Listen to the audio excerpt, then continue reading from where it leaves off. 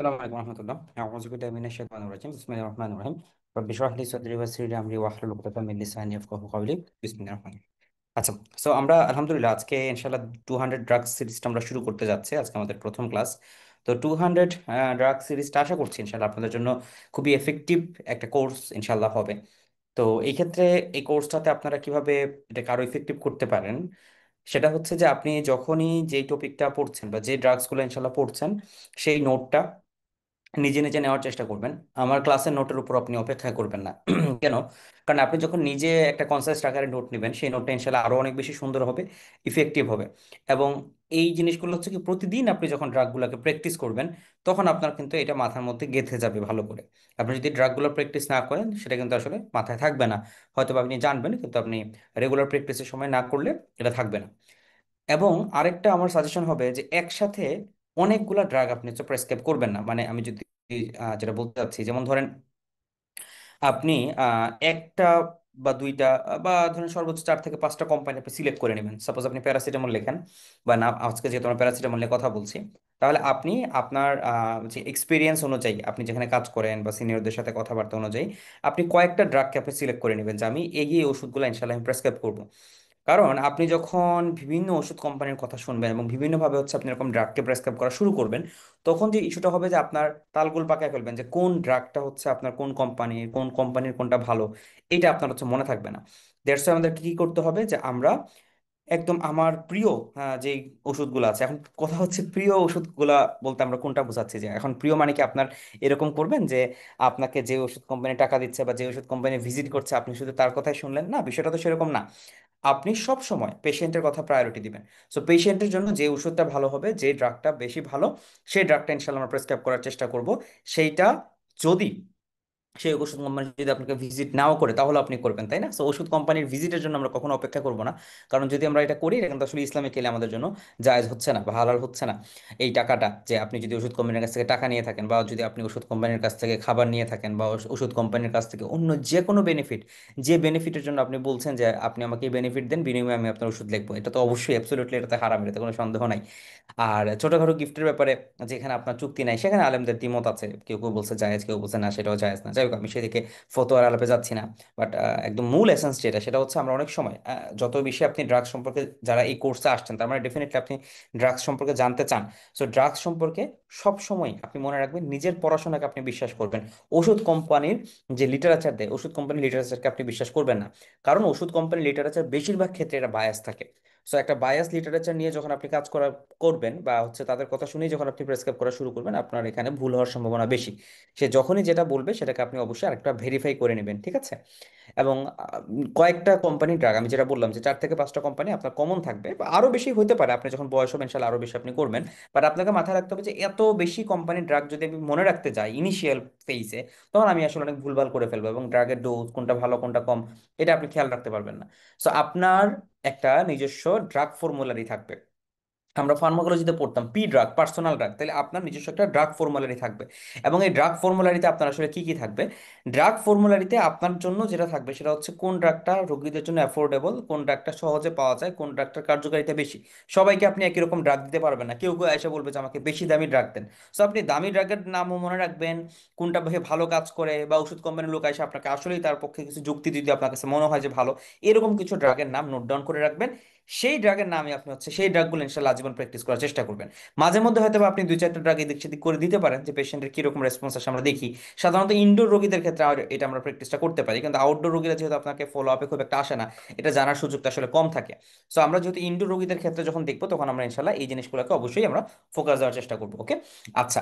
আরেকটা জিনিস হচ্ছে যে আপনি ড্রাগসগুলা যখন আপনি করতেছেন সে আপনার কাছে যেই ড্রাগসগুলো ভালো মনে হচ্ছে সেই ড্রাগসগুলোকে আপনি কি করবেন, আলাদা কোনো একটা জায়গায় লিস্ট করে রাখতে পারেন, সেটা আপনার জন্য ইনশাল্লাহ প্র্যাকটিস করতে সাহায্য করবে।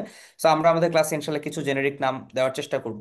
এবং বিষয়গুলো যেহেতু সময়ের সাথে সাথে অনেক চেঞ্জ হয়, ড্রাগসের দাম ওঠানামা করে, সো আপনারা যারা পরবর্তীতে আমাদের কোর্সটাতে এনরোল করবেন, এই কোর্সটা ইনশাল্লাহ আশা করি আমাদের কোর্সগুলো তো ইউজুয়ালি আপনারা রেকর্ডেড ভার্সনে পেয়ে থাকেন।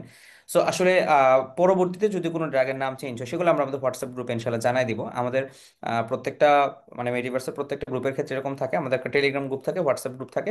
তো টেলিগ্রাম গ্রুপে সাধারণত সাধারণত আমরা ডকুমেন্ট দিই। তো সেই ডকুমেন্ট টেলিগ্রাম গ্রুপেও পেতে পারেন, অথবা আপনি বিভিন্ন রকম ভাবে ড্রাইভ লিঙ্ক বা অন্য কোনো ভাবে আপনাদেরকে প্রোভাইড করা হবে। আর হোয়াটসঅ্যাপ গ্রুপ থাকে হচ্ছে আমাদের রেগুলার কনভারসেশনের জন্য। সো আমরা রেগুলার যে কোনো আপডেট যদি আসে ইনশাল্লাহ আপনাদেরকে দিলাম, আপনারা আমাদেরকে শেয়ার করলেন, কারণ যে এখানে হচ্ছে যে যারা প্র্যাকটিস করছে সবাই মিলে আমরা ইনশাল্লাহ এই জিনিসগুলো শেখার চেষ্টা করব। এবং মোস্ট ইম্পর্টেন্টলি ওষুধ তখনই কাজ করবে যখন আপনার ডায়াগনোসিস ঠিক হবে। সো আজকের আলোচনা বা সামনে সবগুলা ক্লাসে আমরা কিন্তু ডায়াগনোসিস নিয়ে কথাবার্তা বলবো না। এখন আপনি বলতে পারেন যে ভাইয়া ডায়াগনোসিস ছাড়া আসলে আমি ড্রাগ কিভাবে লিখবো, তাই না? সো এক্স্যাক্টলি, সো আপনাকে পড়াশোনা করতে হবে ভালো ডায়াগনোসিসের জন্য। তো ডায়াগনোসিসের জন্য আমাদের এই পর্যায়ে এখন পর্যন্ত কোনো কোর্স নাই। ইনশাল্লাহ আমাদের প্ল্যান আছে যে আমরা হয়তো বা একসময় সিমটোমেটোলজি নিয়ে কোর্স আনবো, যে এখানে বিভিন্ন সিমটম থেকে আপনি কিভাবে একটা ডায়াগনোসিসে পৌঁছতে পারেন, বা কমন কমন ডায়াগনোসিস গুলো কি সেগুলো নিয়ে আমরা ইনশাল্লাহ কোনো একটা সময় কোর্স আনবো। তো এখন মূল কথা হচ্ছে যে আপনি যদি একটা রোগীকে ভালো হিস্ট্রি নিতে পারেন, ভালো ডায়াগনোসিস করতে পারেন, ভালো ড্রাগ দিতে পারেন, এবং ভালো কাউন্সিলিং করতে পারেন, এই চারটা জিনিস যদি আপনি করেন, তাহলে ইনশাল্লাহ আপনি পেশেন্টকে ভালোভাবে ট্রিট করতে পারবেন। তাহলে ভালো ট্রিটমেন্ট করার শর্ত হচ্ছে কি, হিস্ট্রি নেবেন, এক্সামিনেশন করবেন, করে আপনার হচ্ছে একটা ডায়াগনোসিসের দিকে আপনি পৌঁছানোর চেষ্টা করবেন। দেন আপনার মেডিসিন এবং হচ্ছে কাউন্সিলিং। তাহলে ভাইয়া এটা কিন্তু ড্রাগসটা কিন্তু আসলে টোটাল চিকিৎসার একটা পার্ট, এটা কিন্তু আসলে মানে হোল পার্ট না। তো আমরা অবশ্যই ড্রাগ সম্পর্কে জানবো, কিন্তু আমরা আমরা যেন সবসময় আমাদের ডায়াগনোসিসটাকে ঠিক করার ব্যাপারে অনেক বেশি সতর্ক থাকি। কারণ ডায়াগনোসিস যদি ঠিক না হয়, আমাদের কিন্তু ভাইয়া আপনি যত ভালো ড্রাগই দেন না এখন, আপনার কিন্তু আসলে ড্রাগ কাজ করবে না। ঠিক আছে? তাহলে আমরা আবার কথাটাকে সামারি করি, যেহেতু আজকে প্রথম ক্লাস। আপনারা কি করবেন, প্রথম কথা হচ্ছে নিজেদের একটা ড্রাগের লিস্ট তৈরি করবেন। লিস্টের মধ্যে কি কি কম্পারিজন আনবেন, যে ভালো কোনটা, খারাপ কোনটা, পপুলারিটি কোনটা, মানে কোনটা সব জায়গায় অ্যাভেলেবল, একটু দামি ড্রাগ কোনটা, সবগুলো আপনি জানলেন। দুই নম্বর কথা হচ্ছে যে এই ড্রাগগুলো কখন দিবেন, কিভাবে দিবেন, এই জিনিসগুলো আপনি ফিক্স করে নিলেন, নিজের মতো একটা নোট রাখলেন। নোটটাকে আমি বলবো যে আপনার মোবাইলের যে নোটগুলো থাকে, গুগল কিপ অথবা নোটস, এগুলোতে রাখলে যেটা হয়, সার্চ করা যায় সহজে। হ্যাঁ, কারণ আপনি ক্লাসের পিডিএফ এ তো সহজে আপনি সার্চ করতে পারবেন না কোথায় কি লেখা আছে, বা এত কিছু খুঁজতে পারবেন না। আপনার সামারাইজড একটা নোট থাকলে আপনার জন্য দেখতে সুবিধা হবে। তিন নম্বর কথা হচ্ছে অবশ্যই ওষুধ কোম্পানির কথা শুনে বিভ্রান্ত হওয়া যাবে না, তাদের কথা অবশ্যই আপনাকে ভেরিফাই করতে হবে। ঠিক আছে? চার নম্বর কথা হচ্ছে যে আপনাকে ওষুধ দেওয়ার আগে দুইটা জিনিস ঠিক করতে হবে, হিস্ট্রি এক্সামিনেশন এবং হচ্ছে ডায়াগনোসিস। এগুলো যদি ঠিক করতে না পারেন, তাহলে আপনি আসলে খুব ভালো ড্রাগ দিয়েও আপনি কিন্তু ভালো রেজাল্ট পাবেন না। ঠিক আছে? ভালো ড্রাগ দিয়েও ভালো রেজাল্ট আমরা নাও পেতে পারি। সেকেন্ড, একটু আমরা একটু পজ দিব। ওকে, সো তাহলে আমরা চলেন প্যারাসিটামল নিয়ে পড়াশোনা শুরু করি, আমাদের খুবই কমন ড্রাগ দিয়ে আজকে আমাদের আলোচনা শুরু। তো আমরা আসলে প্রত্যেকটা ড্রাগের ইন ডিটেলস ফার্মাকোলজিতে আমরা যাব না, কারণ আমাদের ইন ডিটেলস ফার্মাকোলজি এই বয়সে এখন দরকার নেই। আমাদের যেটা দরকার সেটা ড্রাগসটা কি, কিভাবে কাজ করে, কি কি ডোজে দেওয়া যায়, কাদেরকে কখন দিবেন, কখন কম দিবেন, বেশি দিবেন, এবং অন্যান্য ড্রাগের সাথে আসলে এই ড্রাগের পার্থক্যগুলো কি। তো আমরা যেহেতু প্যারাসিটামল আজকে শুধু আলোচনা করব, সবকিছু হয়তো বা এখানে আসবে না, কিন্তু ইনশাআল্লাহ যখন আমরা এনএসআইড গুলো আলোচনা করব, তখন আমরা একটা কম্পারেটিভ কম্পারিজন আপনাদেরকে দেখাবো। তাহলে প্যারাসিটামল কি আসলে এনএসআইড কিনা, এটা ফার্মাকোলজির পড়া আছে। আমরা জানি যে প্যারাসিটামল আসলে এনএসআইড না, এবং প্যারাসিটামল যে এনএসআইড না, এটা নিয়ে কিন্তু আসলে একটা বিতর্ক আছে ভালোই, যে কেউ কেউ কিন্তু এটাকে অবশ্য এনএসআইড মনে করে, বাট এটা আসলে নন এনএসআইড অ্যানালজেসিক। এবং আমরা প্যারাসিটামলের দুইটা ইন্ডিকেশন মূলত দিয়ে থাকি, একটা হচ্ছে যে আমাদের শরীরে যদি জ্বর হয় এবং হচ্ছে যদি ব্যথা হয়, এটা মোটামুটি সবাই জানে, পেইন এন্ড ফিভারের ক্ষেত্রে আমরা হচ্ছে মানে এই প্যারাসিটামল দিয়ে থাকি। এবং যেহেতু এটা অ্যানাসাইড না, সুতরাং এটা ব্যথা জাস্ট কমাবে, কিন্তু আপনার কোনো ইনফ্লামেশনকে কমাতে পারবে না। সো ধরেন যে কোনো রকমের আইটিস যদি হয়, পলিসিস্টাইটিস বা ধরেন অস্টিওআর্থ্রাইটিস বা রোটারি আর্থ্রাইটিস, এইরকম যে কোনো ব্যথাতে কিন্তু আসলে তার কিন্তু কোনো অ্যান্টি ইনফ্লামেটরি অ্যাকশন নাই। সো যখন আসলে কোনো একটা ইনফ্লামেশনকে আমরা সাসপেক্ট করি, সেই ইনফ্লামেশনকে সাসপেক্ট করলে কিন্তু আসলে প্যারাসিটামল আমরা দেই শুধুমাত্র পেইন কমানোর জন্য। বাট যদি আমার মূল ইনফ্লামেশন কমানোর উদ্দেশ্য থাকে, তখন কিন্তু আসলে আমাদেরকে এনএসআইডে চলে যেতে হবে। আচ্ছা, সো এই হচ্ছে প্যারাসিটামলের কথা। তাহলে আমরা সচরাচর কোথায় কোথায় দিই, যেমন ধরুন ভাইরাল ফিভার গুলাতে, ভাইরাল ফিভারের সাথে কিন্তু অনেক সময় হেডেক অ্যাসোসিয়েটেড থাকে, মাস্কুলোস্কেলেটাল পেইন নর্মালি থাকতে পারে, ভ্যাকসিনেশনের পরে ফিভার আসছে, সো যে কোনো ফিভারই আমরা এটা দিয়ে থাকি। এবং এর সাথে হচ্ছে আমাদের মাইল্ড টু মডারেট পেইনের ক্ষেত্রে আমরা দিই। তো সাইড ইফেক্ট আসলে খুব একটা প্যারাসিটামল সাইড ইফেক্ট নাই স্টিল, যেহেতু প্যারাসিটামল লিভারে মেটাবলাইজড হয়, সুতরাং প্যারাসিটামল একটা খারাপ সাইড ইফেক্ট হচ্ছে সেটা হ্যাপাটোটক্সিসিটি করতে পারে। সো প্যারাসিটামল ওভারডোজে কি হয়, প্যারাসিটামল ওভারডোজে হ্যাপাটোটক্সিসিটি হয়। আচ্ছা, সো ইম্পর্টেন্ট ইস্যু। কিন্তু আমরা জানি যে নর্মালি ব্যথার ওষুধ বা এনএসএড যেগুলো খাই, এনএসএড খেলে কি হয়, জিআই আলসার হয়, জিআই ব্লিডিং হয়, কিন্তু এরকম কিন্তু জিআই আলসার বা জিআই ব্লিডিং অথবা থ্রম্বোসিস এইরকম কোনো চান্স কিন্তু প্যারাসিটামলে নাই। এটা খুব একটা ভালো ব্যাপার। সো এই কারণে আমরা পেইন এবং ফিভারের ক্ষেত্রে ফার্স্ট লাইন হিসেবে কিন্তু আমরা প্যারাসিটামলটাকে ইউজ করে থাকি। আচ্ছা, সো এই কথাগুলি লেখা আছে যে ইন্ডিকেশন এবং কন্ট্রা ইন্ডিকেশন হচ্ছে যে আমাদের কোনো ফিভার এন্ড নন ইনফ্লামেটরি যত পেইন হচ্ছে সেখানে আমরা ইউজ করি। তাহলে কতটুকু আপনি দিবেন? এখন ইম্পর্টেন্ট কথা হচ্ছে যে আমরা দিনে 3 থেকে 4 গ্রামের মতো অ্যাডাল্টদেরকে দিয়ে থাকি। তার মানে আমরা যখন প্যারাসিটামল দেই, প্যারাসিটামল ট্যাবলেট গুলো সাধারণত 500 আকারে পাওয়া যায়। তো আপনি যদি ব্যথা কমাইতে চান, এটা কিন্তু অ্যানালজেসিক ডোজ হচ্ছে 1000 মিলিগ্রাম, তার মানে 1 গ্রাম। সো আপনি দিনে 3 থেকে 4 গ্রাম সাধারণত দিবেন। সো সচরাচর যেহেতু পেশেন্টের হ্যাপাটোটক্সিসিটি একটা রিস্ক থাকে, আবার পেশেন্ট যদি এরকম হয় যার সিএলডি আছে বা ধরেন ক্রনিক অ্যালকোহলিজম বা হেপাটাইটিস, এই সমস্ত ক্ষেত্রগুলোতে তো অবশ্যই আমরা এটাকে প্যারাসিটামলটা দেওয়ার আগে অবশ্যই কয়েকবার চিন্তা করব, অপ্রয়োজনীয় দিব না। এবং যদি আমরা দেই তাও আমরা কি করব যে 4 গ্রামও আমরা যাব না, আমরা কি করবো, আমরা ইউজুয়ালি হচ্ছে আমরা 3 গ্রাম রাখার চেষ্টা করি। এই কারণে দেখবেন যে আমরা 1 গ্রামের ট্যাবলেটকে আমরা সাধারণত 3 গ্রাম করে দিই। এবং সচরাচর আমরা যদি 7 দিনের বেশি দেই তখনও কিন্তু আমরা এরকম 4 গ্রাম দেই না, বা 1-2 দিনের জন্য দিলে আপনি হয়তো বা 4 গ্রাম দিলেন, কিন্তু যদি আপনি একটা লং টার্মের জন্য তাকে দিতে চান তাহলে বলা হচ্ছে যে 3 গ্রাম দিলেই ভালো। আর যদি একদম পেশেন্টের একদম রিস্ক ফ্যাক্টর থাকে হ্যাপাটোটক্সিসিটি, যেমন হচ্ছে কিছু কজ আমরা লিখে দিয়েছি, যেমন ধর অ্যালকোহলিজম, ম্যালনিউট্রিশন, ফাস্টিং, হ্যাঁ। এখানে জিনিসটা হচ্ছে যে ম্যালনিউট্রিশন, অ্যালকোহলিজম, এগুলোতে আমাদের লিভারে আসলে ফাংশনটা কিন্তু ইম্পেয়ার্ড থাকে কিছু ক্ষেত্রে, হ্যাঁ। সো এই জায়গাগুলোতে liver disease, hepatitis, alcoholism, malnutrition, এই জায়গাগুলোতে আমরা প্যারাসিটামল দিব। তবে প্যারাসিটামল তখন আমরা 2 গ্রামের বেশি না দিলেই ভালো, ঠিক আছে? সো আমরা সাধারণত প্যারাসিটামল 2 গ্রাম দিলে, আপনি যদি 500 মিলিগ্রাম করে দেন তাহলে দিনে 3 বেলা বা 4 বেলা আপনি এভাবে হয়তো বা দিতে পারেন, ঠিক আছে? প্রেগনেন্সিতে কি প্যারাসিটামল দেওয়া যাবে? অ্যান্সার হচ্ছে ইয়েস, প্রেগনেন্সিতে আপনি প্যারাসিটামল দিতে পারবেন, প্রেগনেন্সির জন্য এটা কমপ্লিটলি সেফ। 2 নম্বর কথা হচ্ছে ল্যাকটেশনে কি দেওয়া যাবে? অ্যান্সার হচ্ছে যে হ্যাঁ, ল্যাকটেশনও দেওয়া যাবে, ল্যাকটেশন এবং প্রেগনেন্সিতে কোনো বাধা নেই দেওয়ার জন্য, ঠিক আছে? তাহলে প্রেগনেন্সি তো এটা সেফ এবং হচ্ছে ল্যাকটেশনও সেফ। লিভার ডিজিজের ক্ষেত্রে আমরা বললাম যে লিভার ডিজিজ যদি চাইল্ড পাক ABC হয়, তো সাধারণত চাইল্ড পাক হচ্ছে লিভার ডিজিজের একটা স্কোর, হ্যাঁ। তো চাইল্ড পাকের স্কোরটা নিয়ে যদি একটু শর্ট করে বলে দিই, যে লিভার ডিজিজ যাদের হয় তাদের আমরা একটা স্কোরিং করি। স্কোরিং এর মধ্যে আমরা 5টা জিনিস দেখি। আমরা দেখি যে পেশেন্টের অ্যাসাইটিস আছে কিনা, অ্যাসাইটিস। 2 নম্বর আমরা দেখি হচ্ছে পেশেন্টের এনকেফালোপ্যাথি আছে কিনা, অ্যাসাইটিস, কেফালোপ্যাথি, এলোপ্যাথি, এই দুইটা হচ্ছে আমরা এক্সামিনেশন করে দেখি। আর 3টা ইন দেখি, ইন 3টা হচ্ছে আমাদের ইনভেস্টিগেশন। কি কি ইন দেখি? আমরা দেখি অ্যালবুমিন, বিলিরুবিন, আর একটা হচ্ছে প্রোথ্রম্বিন, ঠিক আছে, প্রোথ্রম্বিন।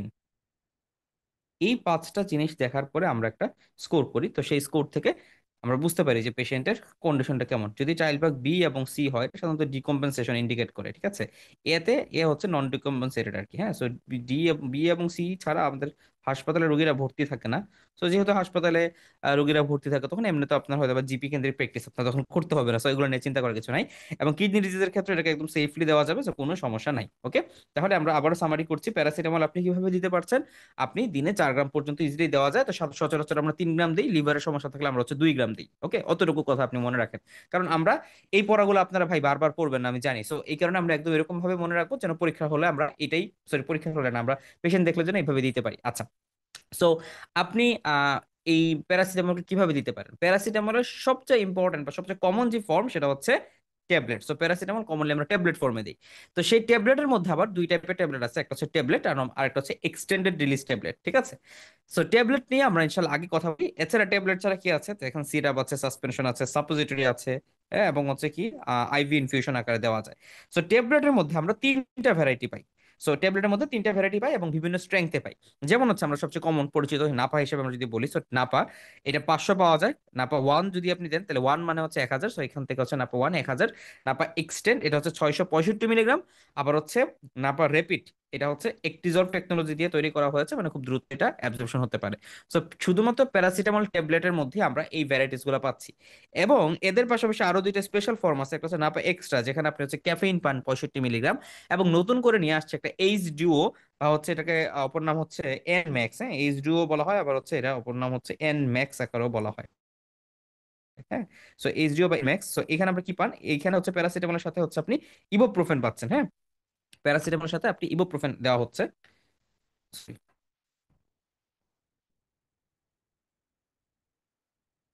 ওকে? সো প্যারাসিটামল, ইবুপ্রোফেন, এটাকে স্কোয়ার এটার নাম হচ্ছে এইচডিও, আর হচ্ছে ভ্যাকসিন হচ্ছে এনম্যাক্স। তাহলে এই প্রত্যেকটা ট্যাবলেট আমরা কোনটা কখন দিই, কিভাবে দিই, এই জিনিসগুলো ইনশাআল্লাহ আলোচনা করবো। সো আমরা যদি জানি যে ট্যাবলেটের এখানে আমরা ম্যাক্সিমাম দিতে পারবো হচ্ছে 4 গ্রাম, 500 মিলিগ্রাম দিলে 8টা ট্যাবলেট আমরা দিই। যদি বাচ্চার বয়স 6 থেকে 12 বছর হয়, বাচ্চা যদি ট্যাবলেট খেতে পারে, তাহলে আপনি একটা ট্যাবলেট করে দিনে 3 থেকে 4 বার দিতে পারেন। সো আমাদের ক্ষেত্রে, বাচ্চাদের ক্ষেত্রে মনে রাখতে হবে যে 2.6 গ্রামের বেশি আপনি দিবেন না। 2.6 গ্রাম মানে কি, 500 মিলিগ্রামের ট্যাবলেট যদি দেন, দিনে 4টার বেশি আপনি দিবেন আর কি। 4টা 500 মিলিগ্রাম হলে 2 গ্রামে হয়। সো আপনি 2 গ্রামের বেশি দিলেন না, এটা আপনার মনে রাখতে হবে। এরপর হচ্ছে এক্সটেন্ডেড রিলিজ ট্যাবলেট, তার মানে এই যে আমরা বললাম যেটা নাপা এক্সটেন্ড। ওকে, সো নাপা এক্সটেন্ড অথবা এইস এক্সআর, এরকম এক্সআর ফর্মে পাওয়া যায়। সো এক্সটেন্ডেড রিলিজ গুলা এক্সটেন্ড নামে পাওয়া যায়, অথবা দেখবেন বিভিন্ন কোম্পানির, যেমন রেনোভা এক্সআর, হ্যাঁ। সো এক্সটেন্ড গুলা এক্সআর নামে পাওয়া যায় অথবা এক্সটেন্ড নামে পাওয়া যায়। সো দেখেন, এদের বলা হচ্ছে যে 12 বছরের কম বাচ্চাদেরকে কিন্তু আপনি দিবেন না, 12 বছরের কম বাচ্চাদের। আরেকটা কথা হচ্ছে, এইটাকে কিন্তু ক্রাশ, এক্সটেন্ডেড রিলিজের টেকনোলজিটা, এটা যদি আপনি ক্রাশ করেন, তাহলে এই এক্সটেন্ডেড রিলিজ সিস্টেমটা থাকে না। ওকে, সো এটাকে ক্রাশ করা যাবে না, এবং হচ্ছে 12 বছরের নিচের বাচ্চাদেরকে আপনি দিবেন না। ওকে, এবং ডোজিং মোটামুটি আগের মতোই। আর একটা হচ্ছে যেরকম একটিজর টেকনোলজি, একটিজর টেকনোলজির বিষয়টা হচ্ছে যে এটা ভালো, মানে র্যাপিডলি অ্যাবজর্ব হতে পারে। দুঃখিত। সো এটা হচ্ছে র্যাপিডলি অ্যাবজর্ব হতে পারে, এবং বলা হচ্ছে 5 টাইমস ফাস্টার, এবং এটার দামে কিন্তু আপনার নর্মাল যে প্যারাসিটামল ট্যাবলেটের যে দাম, এটার দামও কিন্তু একই রকম। সো আমরা যদি দেখি যে পেশেন্টের,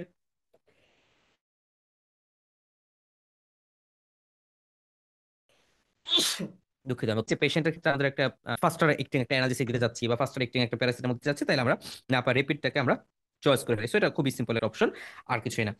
আমরা ইজিলি, আপনি যখন শুধুমাত্র নাপা লিখবেন, নাপা না লেখা আপনার জন্য বেটার হচ্ছে যে আপনি নাপা রেপিড লেখেন, এটা আপনার জন্য হচ্ছে সহজলভ্য হবে। আর ঠিক আছে, তাহলে এইটাও কাজের ক্ষেত্রে আমরা দিতে পারি যে যাদের বাচ্চার বয়স বছরের উপরে, মোটামুটি একটা বা দুইটা ট্যাবলেট দিলেন তার ওজন অনুযায়ী। বাচ্চার বয়স যদি কম থাকে, তো সেই ক্ষেত্রে এজ ইউজার প্যারাসিটামল যেরকম দেন সেই সেভাবে দিবেন। তবে ইম্পর্টেন্ট ফ্যাক্ট হচ্ছে যে 7 বছরের নিচের বাচ্চাদেরকে আমরা একটিজার্ভ টেকনোলজিটা দিব না।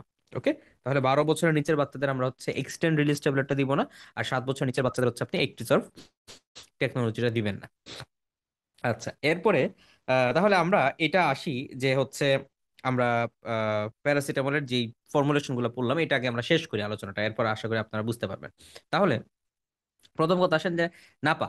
সো নাপা 500 মিলিগ্রাম বা এইচ 500, সো নাপা নামে পাওয়া যায়, এইচ নামে পাওয়া যায়, রেনোভা নামে পাওয়া যায়। এইখানে প্রাইস বেনিফিটে খুব একটা ডিফারেন্স আসলে নাই, কারণ আমরা স্পেসিফিক করে ভাবে লিখি নাই। সো নাপা, এইচ, রেনোভা, হ্যাঁ, টামেন, এক্সপা, আপনি এরকম কয়েকটা কিছু করবেন কি, যে অনেক সময় যেটা হয় যে আপনি রোগীর একটা ওষুধ দিলেন, সে অনেক সময় রাগ করে ফেলে, আর এই ওষুধ আমি খাইছি।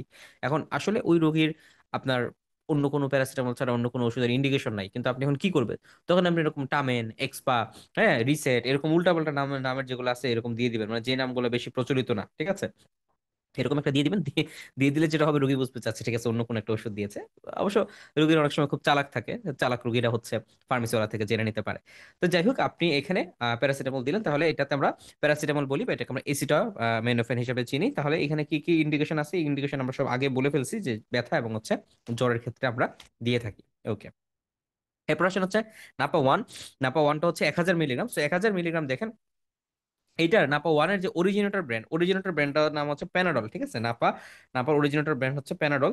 তো যাই হোক, এটা 1000 মিলিগ্রাম পাওয়া যায়, এবং মানে বিশ্বে আপনি অন্যান্য দেশে আপনি পাবেন আর কি। তো 1000 মিলিগ্রামের ক্ষেত্রে এইখানে দেখেন, এটা কিন্তু ফিভারের ক্ষেত্রে আমরা মোটামুটি দেই না, আমরা এখানে মূল ইন্ডিকেশনটা হচ্ছে পেইন, ঠিক আছে। ফিভারের কাজ করবে, ফিভার দিলেই কাজ করে, বাট যদি আইসোলেটেড ফিভার থাকে, আপনি শুধুমাত্র প্যারাসিটামল দিলেই হয়।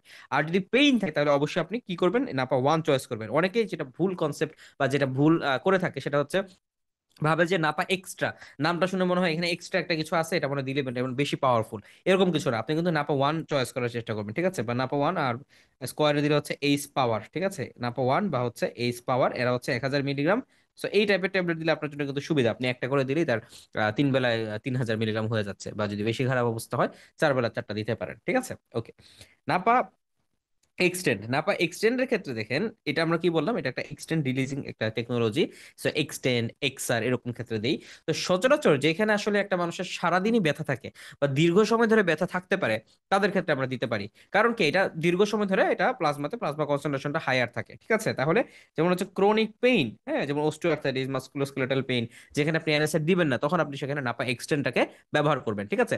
এবং নাপা এক্সটেন্ডের ক্ষেত্রে বলা হচ্ছে যে 2টা করে ট্যাবলেট আপনি 8 আওয়ারলি খাচ্ছেন, ঠিক আছে। সো 665 মিলিগ্রাম করে আপনি এইটা হলে যদি খান তাহলে আপনার মানে খুব বেশি হলো না আর কি। ইন টোটাল 6টা ট্যাবলেট আপনি খাচ্ছেন, সো আপনার 4 গ্রাম খুব একটা ক্রস করলো না, ঠিক আছে। সো আমরা এভাবে করে 3 দোকানে 6টা ট্যাবলেট আমরা হচ্ছে পেশেন্টকে খাওয়াতে বলবো, ওকে। সো এখন এইখানে আরেকটা জিনিস যেটা, যে এইখানে বলা হয় যে ডেঙ্গু পেশেন্টদেরকে এরকম না পায় এক্সটেন্ড বা এক্সটেন্ড রিলিজ ট্যাবলেট দিতে কিন্তু না করে, ঠিক আছে। ডেঙ্গু আমাদের ন্যাশনাল গাইডলাইনের একটা সেশন হয়েছিল, তো সেখানে স্যাররা বলেছেন যে আসলে এটা পেশেন্টের জন্য হেল্পফুল হয় না, বরঞ্চ আমরা যদি ডেঙ্গু পেশেন্টকে দিতে হয় আমরা নাপা ওয়ান দিব, ঠিক আছে। এটা আরেকটা জিনিস হচ্ছে, ডেঙ্গু পেশেন্টের তো অনেক সময় হ্যাপাটাইটিস হতে পারে। তো যখন আপনি এক্সটেন্ড রিলিজ ট্যাবলেট একটা দিবেন, তো হ্যাপাটাইটিস হলে তো আসলে রোগীর সমস্যা হতে পারে, তো সেই জন্য আমরা এক্সটেন্ড রিলিজ ট্যাবলেট দিব না, আমরা যেই এজ ইউজুয়াল রিলিজের যে ট্যাবলেট গুলো আছে সেগুলোই দিব। তাহলে নাপা এক্সটেন্ড আপনি কখন দিচ্ছেন? যখন রোগীর অস্টিওআর্থ্রাইটিস অথবা মাসকুলোস্কেলেটাল পেইন আছে, এবং 2টা করে ট্যাবলেট আপনি 3 বেলা দিচ্ছেন, তাহলে 2+2+2 এভাবে করে 6 বেলা আপনি ট্যাবলেট দিলেন, ওকে। এবং একিউট পেনের জন্য কিন্তু এটা সুইটেবল না, এটা হচ্ছে ক্রনিক পেনের জন্য কিন্তু সুইটেবল। তাহলে একিউট পেনের জন্য আমরা কি দিব? একিউট পেন র্যাপিড অ্যাকশনের জন্য আমরা হচ্ছে র্যাপিড যেটা আছে নাপা র্যাপিড, সেটা আমরা দিব। সো নাপা র্যাপিডের ক্ষেত্রে একটিজর্ভ টেকনোলজি ইউজ করা হয়, সো এটা 15 মিনিটসের মধ্যেই, আগেরটা হচ্ছে 15 মিনিট ফাস্টার এবং হচ্ছে 5 গুণ ফাস্টার আর কি বলে। So acute headache, fever, migraine এই কন্ডিশনগুলোতে নাপা র্যাপিড আপনি দিতে পারেন। লাস্ট অফ অল আমরা আসি হচ্ছে নাপা এক্সট্রা। সো নাপা এক্সট্রার মধ্যে আছে হচ্ছে ক্যাফিন 65 মিলিগ্রাম। সো ক্যাফেইনের যে বিষয়টা, ক্যাফেইন হচ্ছে আমাদেরকে অ্যালার্ট করতে সাহায্য করে, তাই না? আমরা জানি যে ক্যাফেইন এডিনোসিন রিসেপ্টরের উপর কাজ করে, এডিনোসিন রিসেপ্টরকে সে ব্লক করে দেয়। সো ক্যাফেইন আমাদেরকে অ্যালার্ট করতে সাহায্য করে। সো টেনশন টাইপ হেডেক এবং হচ্ছে মাইগ্রেনের ক্ষেত্রে এটা দিতে পারি। সো টেনশন টাইপ হেডেক এবং মাইগ্রেন এই দুটাকে আপনি কিভাবে আলাদা করবেন? মাইগ্রেনের হেডেকটা হচ্ছে ইউনিল্যাটারালি হবে, থ্রোবিং টাইপের হবে, দপদপ করবে, লাফাবে, ফোনোফোবিয়া থাকবে, লাইট দেখলে, আলো দেখলে তার খারাপ লাগবে, ঘুমাইলে ব্যথাটা ভালো হবে না, এবং ব্যথাটা অনেকক্ষণ পারসিস্ট করতে পারে, প্রায় 72 ঘন্টা পর্যন্ত পারসিস্ট করতে পারে। টেনশন টাইপ হেডেক মোটামুটি ঘুমালে ভালো হয়ে যায়, স্ট্রেসে টেনশনটা হেডেক বাড়তে পারে, একটা ব্যান্ড লাইক সেন্সেশন হয়, বাইলেটারালি থাকতে পারে, ঠিক আছে। সো টেনশনটা হেডেকের ক্ষেত্রে আপনি অবশ্যই নাপা এক্সট্রা দিবেন। মাইগ্রেনের ক্ষেত্রে দিবেন কিনা এখানে কিন্তু একটা প্লাস মাইনাস আছে, কারণ আপনি দেখবেন যে ডেভিডসনে বলা আছে যে ক্যাফেইন যদি খায় কেউ তাহলে মাইগ্রেন বাড়তে পারে। সো আসলে ক্যাফেইন আমরা দিব কিনা, তাহলে এই কথাটা হচ্ছে যে এটা, যে নাপা এক্সট্রা ট্যাবলেট আপনি মোটামুটি একটা বা 2টা ট্যাবলেট করে আপনি 6 ঘন্টা পর পর দিতে পারেন, দিনে আপনি 6টা থেকে 8টা ট্যাবলেট দিলেন, এজ ইউজুয়াল আমরা অন্যগুলো যেভাবে দেই সেখানেও এটা এখানেও এটা এভাবে দিব। এবং এইখানে হচ্ছে ক্যাফিন 65 মিলিগ্রাম, তার মানে মোটামুটি আপনি বলতে পারেন যে 1 কাপের মতো, হ্যাঁ, বা 1 কাপের চেয়ে একটু বেশি নিয়ারলি। এবং এইখানে ক্যাফিন আমরা কাদেরকে দেই না? যাদের হচ্ছে দেখেন অলরেডি ঘুমের সমস্যা, ইনসোমনিয়া যদি থাকে, কার্ডিয়াক এরিথমিয়া যদি থাকে, ঠিক আছে, এংজাইটি যদি থাকে, তাহলে তাদেরকে আমরা ক্যাফেইন দিব না, ঠিক আছে, ওকে। আরেকটা জিনিস হচ্ছে যে ক্যাফেইনের ক্ষেত্রে, ক্যাফেইন আসলে আমাদের হেডেকের ক্ষেত্রে, যেটা আমি বললাম যে মাইগ্রেন হেডেককে বাড়াতে পারে আবার কমাতেও পারে, কিভাবে করে? তো আমরা জানি ক্যাফেইন হচ্ছে এডেনোসিন রিসেপ্টর উপর কাজ করে, এডেনোসিন 1 এবং এডেনোসিন 2 এ রিসেপ্টর। সো এডেনোসিন আমাদের ব্রেইনে ভেসো নর্মালি কি করে? ভেসো ডায়ালেশন করে। তাহলে এডেনোসিন রিসেপ্টরকে যদি আপনি ব্লক করে দেন তাহলে ভেসো ডায়ালেশন হবে না। সো ব্রেইনে যখন ভেসো ডায়ালেশন হয়, আপনার স্লিপ, ফেটিক, পেইন সেন্সিটিভিটি এই জিনিসগুলো বেড়ে যায়। যেমন এডেনোসিন আমরা যখন সারাদিনে অ্যাক্টিভ থাকি, সারাদিন যখন কাজ করি, আমাদের এডেনোসিন লেভেল বাড়তে থাকে, বাড়তে বাড়তে রাতের বেলা এডেনোসিন লেভেল বাড়ে, এবং বাড়লে সেরেব্রাল ভেসোডাইলেশন হয়, আমাদের স্লিপ, ফেটিক এগুলো হয়। সো আপনি যদি এডেনোসিনকে ব্লক করে দেন সন্ধ্যার সময় একটা কফি খেয়ে, তাহলে দেখবেন যে আপনি দীর্ঘ সময় রাত জাগতে পারবেন। এটাই হচ্ছে মেকানিজম। সো এটাকে ব্লক করে দিলে ভেসো কনস্ট্রিকশন হয়, অ্যালার্টনেস বেড়ে যায়, এবং হচ্ছে ডিক্রিজ পারসেপশন অফ পেইন হয়, ঠিক আছে। তাহলে যখন একটা মানুষের আর্লি বা মাইল্ড মাইগ্রেন অ্যাটাক হবে, আমরা জানি যে মাইগ্রেন অ্যাটাকের ইনিশিয়াল স্টেজে সেরেব্রাল ভেসোডাইলেশন হয়, এবং সেরেব্রাল ভেসেলের সাথে একটা সম্পর্ক আছে বলেই ভেসেল যেরকম একটু পর পর লাফায়, তাই না, ব্লাড ভেসেল যেরকম পালস করে, ঠিক তেমনি মাইগ্রেন হেড একটা এরকম পালস টাইপের হয়ে থাকে। সেই কারণে বলা হয় আর্লি স্টেজে যদি কারো মাইগ্রেন আপনি বুঝতে পারেন তখন আপনি হচ্ছে এটা দিতে পারেন, ঠিক আছে।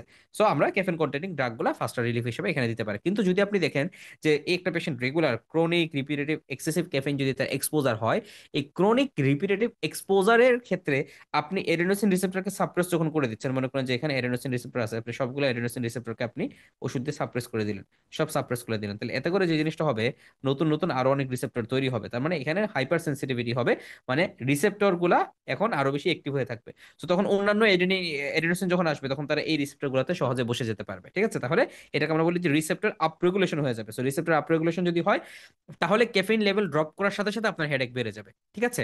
তাহলে এই কারণে বলা হচ্ছে যে নাইস গাইডলাইন সহ বিভিন্ন গাইডলাইনে বলেছে যে ক্যাফেইনকে আমরা কখনোই যেন 200 মিলিগ্রামের উপরে আমরা দিব না যাদের ক্রনিক মাইগ্রেন আছে। ওকে, সো ক্যাফেইন আপনি যদি একদম ইনিশিয়ালি দেন, একিউট সেটিং এ দেন, তাহলে এটা আপনার জন্য গুড রেজাল্ট, কিন্তু যদি ক্রনিক কেসে দেন তাহলে এটা আপনার জন্য কিন্তু খারাপ রেজাল্ট হতে পারে। ওকে, তাহলে আমরা নাপা এক্সট্রা আমাদের জন্য তাহলে কিভাবে হেল্প করলো? নাপা এক্সট্রা ক্ষেত্রে আমরা বললাম যে নাপা এক্সট্রা আমরা মোটামুটি 65 মিলিগ্রাম করে দিচ্ছি। তাহলে 65 মিলিগ্রাম যদি আপনি 3 বেলাও দেন, তাহলে 318 নিয়ারলি আপনি 180 মিলিগ্রামের মতো দিচ্ছেন, আর 3×5 = 15, মানে 195 মিলিগ্রাম, মানে 200 মিলিগ্রাম আছে আপনি হচ্ছে কম দিচ্ছেন, এটা একটা ব্যাপার। আবার যদি এক বেলা বা 2 বেলা নেয় তাহলে তো আরো কম হইলই।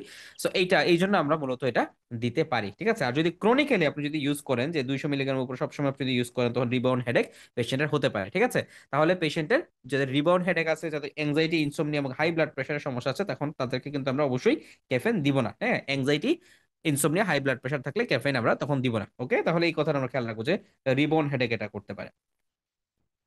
এরপর আমরা আসি হচ্ছে আহ পরেরটা নাপাডল। সো নাপাডলের মধ্যে কি আছে? নাপাডলের মধ্যে আছে হচ্ছে প্যারাসিটামল, সাথে হচ্ছে ট্রামাডল। হ্যাঁ, প্যারাসিটামল সাথে হচ্ছে ট্রামাডল। ট্রামাডল কি? ট্রামাডল ওপিওয়েড, ওপিওয়েড রিসেপ্টরের এগেনস্টে সে কাজ করে। তার মানে হচ্ছে এটা আপনাকে একটা পেইন সেন্সিটিভিটিকে সে কমায় দেয়। So, আমরা ইনশাল্লাহ পেইন পাথ সামনে ইনশাল্লাহ আলোচনা করব। সো পেইন পাথওয়ের মধ্যে একটা অংশ হচ্ছে যে পেইনটা যে ব্রেনে যাচ্ছে, সো ব্রেনে যাওয়ার জন্য যে পাথওয়ে, যে যে রিসেপ্টর গুলো আছে, এই রিসেপ্টর গুলোকে তার আস্তে আস্তে ব্লক করে দিচ্ছে। সো প্যারাসিটামল তো নিজে আপনার হচ্ছে পেইন কমাচ্ছে। সো প্যারাসিটামল নিজে হচ্ছে নন এনএসআইড, নন ওপিওয়েড। এর সাথে যখন আপনি ট্রামাডল দিলেন, ট্রামাডল এখানে খুবই কম ডোজ আমরা দিই, 37.5। আমরা নর্মালি যে ট্রামাডল ট্যাবলেট আমরা দিই, যেমন হচ্ছে অ্যানাডল ট্যাবলেট আমরা দিই, সেখানে কিন্তু ট্রামাডল থাকে হচ্ছে 50 মিলিগ্রাম। আর এখানে কিন্তু ট্রামাডলের পরিমাণ কম থাকছে, ঠিক আছে, 37.5 মিলিগ্রাম। সো আপনার যদি মনে হয় যে mild to moderately severe pain যদি হয়, তখন আপনি দিতে পারেন। ধরেন কারো হচ্ছে প্যারাসিটামলে কমছে না, আপনি কি করলেন? প্যারাসিটামলের সাথে ট্রামাডল যোগ করে দিলেন, ঠিক আছে। সো কিন্তু এটা আমরা কন্টিনিউয়াসলি দিব না, কারণ দীর্ঘদিন যদি দেই সেক্ষেত্রে কিন্তু সিএনএস ডিপ্রেশনের একটা সম্ভাবনা থাকে এবং পেশেন্টের ডিপেন্ডেন্সি হওয়ার একটা সম্ভাবনা থাকে। এবং কখনোই 18 বছরের নিচের কাউকে আমরা কিন্তু নাপাডল দিব না। 18 বছরের নিচের কাউকে আমরা কখনোই নাপাডল দিব না। এবং এটা দিলে আমরা হচ্ছে দিনে একটা ট্যাবলেট করে দিনে 4 বেলা দিতে পারি, ঠিক আছে, একটা ট্যাবলেট। সো দুইটা ট্যাবলেট না দিয়ে আপনি এক থেকে দুইটা কখন দিবেন? যদি পেশেন্টটা খুব বেশি ইস্যু হয়। কিন্তু আপনি চেষ্টা করুন যে পেশেন্টকে 1 থেকে 2টা ট্যাবলেট আপনি দিনে 3 বার, অথবা একটা ট্যাবলেট দিনে 4 বার, এইভাবে আপনি দিবেন, ঠিক আছে। So mild to moderate pain বা মডারেট টু সিভিয়ার পেইনে আমরা এটা দিতে পারি।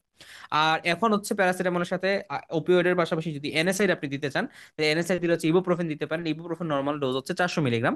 এইখানে আমরা ইবুপ্রোফেন দেই হচ্ছে 200 মিলিগ্রাম, ঠিক আছে। তাহলে এন ম্যাক্স, এইচ ডুও নামে পাওয়া যায়। সো আমরা বলেছিলাম যে প্যারাসিটামলে কিন্তু ইনফ্লামেশন কমানোর ক্ষমতা নাই। সো এখানে কি করতেছে? ফিভার এবং পেইন এবং এর সাথে ইনফ্লামেশন, সেটাকে আপনি কমাতে পারছেন, কারণ এখানে হচ্ছে ইবুপ্রোফেন আছে। এবং এইটাও কিন্তু বিদেশে বেশ কিছু জায়গায় প্রচলিত। তবে যেহেতু এটা এনএসআইড, তার মানে আমরা peptic ulcer disease, renal impairment, uncontrolled hypertension, এগুলোতে আমরা দিতে পারবো না। কারণ এনএসআইড এর অনেক সাইড ইফেক্ট আছে। এর মধ্যে সে রেনাল ইম্পেয়ারমেন্ট করে, এবং হচ্ছে ফ্লুইড এন্ড ওয়াটার রিটেনশনের মাধ্যমে হাইপারটেনশন করতে পারে, পিউডি করতে পারে। সো এই জিনিসগুলো তখন আমরা দিব না। এবং অবশ্যই এনম্যাক্সকে আমাদের খাবারের পরে দিতে হবে, যাতে গ্যাস্ট্রিক ইরিটেশন না হয়, ঠিক আছে। এবং এটা ডেন্টাল পেইন থেকে শুরু করে, মানে যে সমস্ত জায়গায় ইনফ্লামেশন আপনি চিন্তা করছেন, সেই সমস্ত জায়গায় আপনি দিতে পারবেন। ওকে, তো আমরা আবার একটু সামারি করি। তাহলে প্রথম কথা আমরা বলেছি যে প্যারাসিটামল নরমালি আমরা দিব 500 মিলিগ্রামের ট্যাবলেট দেই, বা 1000 মিলিগ্রামের ট্যাবলেট দিই। আমি দিনে 4 গ্রামের বেশি দিব না। কখনো কখনো 3 গ্রাম, লিভারের সমস্যা থাকলে 2 গ্রাম দিব। ওকে, প্যারাসিটামলের সাথে যদি মনে হচ্ছে কাজ হয় না, তখন আমি ওপিওয়েড যোগ করতে পারি। যদি আমার কাছে ইনফ্লামেশনটা প্রিডোমিনেন্ট মনে না হয়, যেমন নরমালি মাসকুলোস্কেলেটাল পেইন বা অন্য যে কোনো কারণে হেডেক বা এগুলোর ক্ষেত্রে আপনি দিতে পারেন। আর বিশেষ করে টেনশনটা বা হেডেক, মাইগ্রেন হেডেকের ক্ষেত্রে আপনি প্যারাসিটামল সাথে ক্যাফিন দেওয়ার চেষ্টা করবেন, মানে নাপা এক্সট্রা দেওয়ার চেষ্টা করবেন। ক্রনিক যদি কোনো কেস হয়, তখন আপনি নাপা এক্সটেন্ড দেওয়ার চেষ্টা করবেন। ক্রনিক কেস হলে নাপা এক্সটেন্ড। আর যদি আপনার একিউট রিলিফ, এখনই রিলিফ দরকার, তখন আপনি দিবেন নাপা রেপিড। আর যদি আপনার মনে হয় যে ইনফ্লামেশনটা প্রিডোমিনেন্ট, তখন আপনি দিতে পারেন হচ্ছে প্যারাসিটামল সাথে একটা উইক এনএসআইড, যেটা ইবোপ্রোফেন হচ্ছে এনএসআইড গুলোর মধ্যে সবচেয়ে উইক এনএসআইড, এবং এটার মধ্যে আপনি আবার 200 মিলিগ্রাম করে দিচ্ছেন, ডোজটা খুব কম ডোজে দিচ্ছেন। সো এরকম একটা কম ডোজ দিয়ে আপনি হচ্ছে যে কম সাইড এফেক্টের মধ্যে পেশেন্টকে ম্যানেজ করতে যাচ্ছেন। সো এই জিনিসগুলো আমরা প্যারাসিটামলের বিভিন্ন ফর্মুলেশন থেকে দেখতে পারি। আচ্ছা, সো এখন আসেন যে সিরাপ সাসপেনশন আমরা কিভাবে দিব। সো আমাদের বাচ্চাদের ক্ষেত্রে যেই ডোজিং সিস্টেমটা হচ্ছে 15 milligram per KG body weight করে আমরা দিই। তাহলে 15 milligram per KG body weight যদি হয়, তাহলে যদি আপনি চিন্তা করেন যদি 8 কেজির বাচ্চা হয়, সরি, হ্যাঁ, তো বাচ্চার ওজন যদি 8 কেজি হয়, তাহলে কত হয়? 8 × 15 মানে হচ্ছে 120 মিলিগ্রাম, ঠিক আছে। তাহলে 120 মিলিগ্রাম হয় 8 কেজির আমাদের ডিমান্ড। সো এখন ঘটনা হচ্ছে যে প্যারাসিটামলের যে সিরাপগুলো থাকে, এই সিরাপগুলোর মধ্যে এক চামচে থাকে হচ্ছে 1 TSF, হ্যাঁ, এক চামচের মধ্যে থাকে হচ্ছে 120 মিলিগ্রাম। তাহলে আমি সহজ করে মনে রাখবো কি, প্রতি 8 কেজিতে আমি কয় চামচ দিব, 1 চামচ দিব, এভাবে করে আপনি মনে রাখবেন প্রতি 8 কেজিতে আপনি কয় চামচ দিবেন, 1 চামচ দিবেন। আচ্ছা 1 চামচ মানে কত, 1 চামচ মানে আপনি মনে রাখবেন যে 15 ড্রপ, ঠিক আছে, 1 চামচ মানে হচ্ছে 15 ড্রপ, ঠিক আছে, 1 চামচ মানে হচ্ছে 15 ড্রপ, এটা আপনি মনে রাখবেন। তাহলে আমরা এখন ড্রপ আকারে পাওয়া, সো এই ড্রপের আবার হিসাবটা আলাদা। সো বাচ্চাদের সিরাপ যেটা পাওয়া যায়, সিরাপের 1 চামচে থাকে 120 মিলিগ্রাম। আর হচ্ছে সি- বাচ্চাদের যে ড্রপ পাওয়া যায়, ড্রপের মধ্যে হচ্ছে 1 ml এ থাকে হচ্ছে 80 মিলিগ্রাম, ড্রপের মধ্যে 1 ml এ থাকে হচ্ছে 80 মিলিগ্রাম। 1 ml মানে কত, 1 ml মানে হচ্ছে 15 ড্রপ। তাহলে দুইটা দুই রকম হিসাব। কি বললাম, 1 ml, এক এম এল হওয়ার জন্য 15টা ফোঁটা হইতে হয়, 15টা ড্রপ হতে হয়, ঠিক আছে। তাহলে 1 ml এ থাকে কত, 80 মিলিগ্রাম। এখন ছোট বাচ্চা যাদের বয়স এরকম 3 মাসের কম, তাদের হচ্ছে 10 মিলিগ্রাম পার কেজি বডি ওয়েটে আমরা দিই। So 10 milligram per KG body ওয়েটে যদি হয়, ধরেন বাচ্চার ওজন যদি আপনি সাপোজ সাপোজ ধরেন 8 কেজি, হ্যাঁ, বাচ্চার ওজন ধরলাম আমরা 8 কেজি। তাহলে 8 কেজির বাচ্চাকে আপনি কত দিবেন, 8 × 10 = 80 মিলিগ্রাম দিবেন, ঠিক আছে। তাহলে 80 মিলিগ্রাম মানে কি, আপনি কত দিবেন, 80 মিলিগ্রাম মানে হচ্ছে আপনি 1 ml দিবেন। অথবা আপনি কত দিবেন, 1 ml, অথবা আপনি বলতে পারেন যে তাকে আপনি 15 ড্রপস দিবেন। তো এইভাবে এখান থেকে আমরা সহজে বের করে ফেলছি যে বাচ্চার ওজন যত কেজি এর 2 গুণ আমরা ড্রপস দিব। তাহলে বাচ্চার ওজন যদি 8 কেজি হয়, তাহলে 8 × 2 = 16 ড্রপস বা 15 ড্রপ আপনি দিবেন। এভাবে করে দিলে আপনার হয়ে যাচ্ছে। তো বাচ্চার ওজন যত কেজি তার ডাবল ফোঁটা, বাচ্চার ওজন যত কেজি তার তার দ্বিগুণ ফোঁটা হচ্ছে আপনি তাকে প্যারাসিটামল দিবেন। তাহলে খুব সিম্পল হিসাব না? তাহলে কি বললাম, যে ছোট বাচ্চা 3 মাস 6 মাস এরকম বাচ্চাদের আপনি 10 মিলিগ্রাম পার কেজি বডি ওয়েটে দিয়ে দিবেন, দিয়ে বাচ্চার ওজন যত কেজি এর 2 গুণ ফোটাতে আপনি ড্রপ দিয়ে দিচ্ছেন, শেষ। ওকে। আর বড় বড় বাচ্চাদের ক্ষেত্রে যত কেজি, সরি 8 কেজিতে, প্রতি 8 কেজিতে 1 চামচ করে আপনি দিবেন, প্রতি 8 কেজিতে 1 চামচ করে দিবেন। তো এইরকম হিসেবে রাফ হিসেবে করেন, বছরে আপনি 1 থেকে 2 চামচ সচরাচর দিতে পারেন। হ্যাঁ। সো আপনি যদি 3 মাস থেকে 1 বছর করেন, তাহলে আপনি আধা চামচ করে দিবেন মোটামুটি, এটা হচ্ছে একটা রাফ এস্টিমেট। হ্যাঁ, 3 মাস থেকে 1 বছর পর্যন্ত আধা চামচ, 1 বছর উপর গেলে আপনি 1 চামচ, 5 বছরের কাছাকাছি গেলে আপনি 2 চামচ, ঠিক আছে। আর 3 থেকে 12 বছরে তখন আপনি আরো বেশি বেশি দিতে পারেন। আচ্ছা। এবং সেম ডোজটা হচ্ছে সাপোজিটরি ক্ষেত্রে। তাহলে সাপোজিটরি ক্ষেত্রে আমাদেরকে কিভাবে সাপোজিটরি পাওয়া যায়, সাপোজিটরি পাওয়া যাচ্ছে 125, 250, 500, ঠিক আছে। সো আপনি এখন চিন্তা করেন, তাহলে 8 কেজির বাচ্চাকে আপনি কি করবেন, 8 কেজির বাচ্চাতে আপনি দিবেন হচ্ছে এই 125-এর সাপোজিটরি। বাচ্চার ওজন যদি 16 কেজির কাছাকাছি হয়, তাহলে দিবেন হচ্ছে আপনি 250 ml এর সাপোজিটরি, 250 মিলিগ্রামের সাপোজিটরি। এইভাবে করে হচ্ছে আমরা সাপোজিটরিটা ফিক্স করি, ঠিক আছে। তাহলে 1 বছরের বাচ্চা, মোটামুটি বাচ্চাদের 1 বছর হইতে হইতে বাচ্চার বয়স 8 কেজির কাছাকাছি হয়ে যায়, তখন আপনি 120 মিলিগ্রাম দিলেন। বাচ্চার ওজন যদি আরো কম হয়, তখন হচ্ছে আপনি আরো কম দিলেন সাপোজিটরি। এবং এখানে একটা কথা এটা বলে রাখা জরুরি, যে অনেকেই ভাবে যে সাপোজিটরি দিলে মনে হয় জ্বর দ্রুত কমে। এটা কিন্তু কখনোই না। সাপোজিটরি কখনোই জ্বর দ্রুত কমায় না। অনেকে ভাবে যে বাচ্চার জ্বর কমতেছে না, ঠিক আছে আরেকটা সাপোজিটরি দিয়ে দেন, নেভার, কখনো এরকম বলবেন না। কারণ আপনি দেখেন, আপনার কি মুখ দিয়ে খাবার খেলে অ্যাবজর্পশন হয় না, পায় মানে পায় ইয়ে দিয়ে, এনাস দিয়ে খাবার খেলে অ্যাবজর্পশন হয় ভালো, তাই না? এনাস তো আসলে ভাই ভালো অ্যাবজর্পশনের জায়গা না। এবং এনাসের অ্যাবজর্পশন অনেক কিছুর উপর ডিপেন্ড করে, এনাসের মধ্যে কি রেকটাম লোডেড কিনা, তার ডায়রিয়া আছে কিনা, ইত্যাদি অনেক কিছুর উপর ডিপেন্ড করেছে এনাসের জায়গাতে বা রেকটামের যে অ্যাবজর্পশন রেট, এটা হচ্ছে ভেরি মাচ ভেরিয়েবল। সো যেহেতু অনেক বেশি ভেরিয়েবল, আপনি কিন্তু খুব এক্সপেক্টেড ডোজ আপনি অ্যাডজাস্ট করতে পারবেন না, ঠিক আছে। তাহলে আপনি সাপোজিটরি কখন দিবেন, বাচ্চা যদি ভমিটিং হয়, বাচ্চা যদি কনভালশন হয়, বাচ্চা যদি খেতে না চায়, তখন আপনি হচ্ছে সাপোজিটরি দিবেন। আদারওয়াইজ সাপোজিটরি দেওয়ার দরকার নাই। বাচ্চা যদি জ্বর হয়, জ্বর যদি বেশিও হয়, 101 102 হয়, তাও আপনি তাকে মুখেই ওষুধ দিবেন, ঠিক আছে। এটা কিন্তু একটা কমন রং কনসেপ্ট, আমরা কিন্তু সাপোজিটরি দেই। সাপোজিটরি আলাদা করে কোনো রোল নাই, যদি মুখে খেতে না পারে তখনই হচ্ছে কেবল আমরা সাপোজিটরি দিব। এবং এইখানে আপনি যদি বড় বড় শিশু বিশেষজ্ঞ স্যারদের কথা শোনেন, একই কথা, সবাই একই কথা বলে যে এখানে রেকটাম দিয়ে ভেরিয়েবল লোড অ্যাবজর্পশন হয়, এবং আপনি আপনার কমন ফিজিওলজিক্যাল নলেজ দিয়ে কিন্তু এটা বুঝতে পারছেন। এই কারণে আমরা কিন্তু বাচ্চার জ্বর হলেই যে সাপোজিটরি দিব সেরকম না। এবং যদি বাচ্চাকে সাপোজিটরি দেন, অবশ্যই খেয়াল রাখতে হবে, সাপোজিটরি ধরেন আপনি একটা বাচ্চাকে মুখে খাওয়াচ্ছেন, এখন 8 কেজির বাচ্চাতে আপনি দিবেন হচ্ছে 120 মিলিগ্রাম। এখন এই বাচ্চাটার এই 120 মিলিগ্রাম প্যারাসিটামল খাওয়ার পর জ্বর কমলো না, সে কিন্তু আরেকটা সাপোজিটরি দিয়ে দিল, তাহলে কিন্তু তার ডোজ পেয়ে গেল সে 245 গ্রাম, এখানে 125, এখানে 120। এরকম কিন্তু করা যাবে না। যদি সাপোজিটরি দেন, তাহলে আপনাকে বলতে হবে ওই বেলাতে সে মুখে ওষুধ খাবে না। ওকে।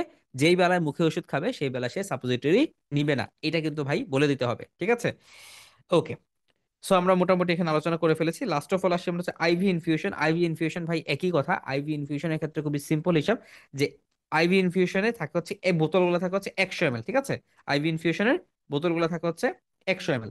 সো 100 ml বোতলে আপনি কত থাকবেন, 100 ml এ, 100 ml বোতল, 100 ml বোতল, আর হচ্ছে 1 ml এ থাকে হচ্ছে 10 মিলিগ্রাম, তাহলে 100 ml এ কত থাকে, সো 100 ml এ থাকবে হচ্ছে 1000 মিলিগ্রাম। ডোজ কত? ডোজ হচ্ছে দেখেন, প্যারাসিটামল আমরা এখানেও 1000 মিলিগ্রাম দিব প্রতি 6 আওয়ারলি, তো সিম্পল হিসাব। তো আমি একটা বোতল প্রতি 6 ঘন্টায় দিব। তো সচরাচর আমাদের আসলে আইভি দেওয়ার দরকার পড়ে না। যদি কখনো দরকার পড়ে তাহলে আপনি এভাবে ডোজিং লিখবেন, যে 1 বোতল 6 আওয়ারলি বা কিওডিএক্স আর কি, ঠিক আছে? তো এই তো আমাদের মোটামুটি প্যারাসিটামল নিয়ে সব আলোচনা শেষ।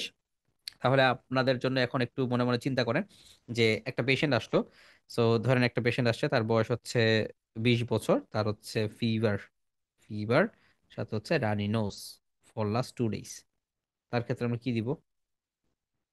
তার ক্ষেত্রে আমরা দিব হচ্ছে, কোনটা দিবেন বলেন?